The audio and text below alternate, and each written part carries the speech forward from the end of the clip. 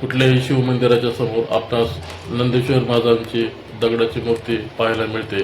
पौराणिक कथेनुसार असे सांगण्यात येते की माता पार्वती आणि शिव हे दोघंजण वार्तालाप करत असताना नंदेश्वर महाराजांना सांगण्यात आले की तुम्ही द्वारपालाच्या रूपामध्ये थांबा आणि मध्ये येण्यास प्रवेश वर्जित आहे।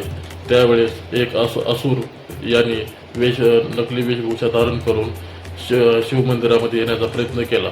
त्यावेळेस नंदेश्वर महाराजांनी त्यांना रोखण्याचा प्रयत्न केला, पण नंदेश्वर महाराज हारले आणि युद्ध एवढं भयंकर झाले की त्यामुळे शिव आणि पार्वती यांचे जे ध्यान आहे ते व्यस्त झाले आणि देवादिदेव महादेव यांनी तिसरे नेत्र उघडले।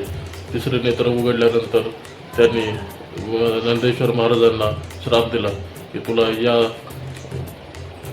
तुझ्या ताकदवर घमंड झालेला आहे आणि कलियुगाचा अंत होत नाही आणि धर्मस्थापना होत नाही तोपर्यंत तू शिलामध्ये असेच माझ्या मंदिराच्या समोर उभा असशील। आणि त्या दिवसापासून मित्रांनो देवादेव महादेव यांचे परमभक्त नंदी हे शिला म्हणजे दगडाच्या रूपामध्ये आपल्याला प्रत्येक मंदिराच्या समोर पाहायला मिळतात।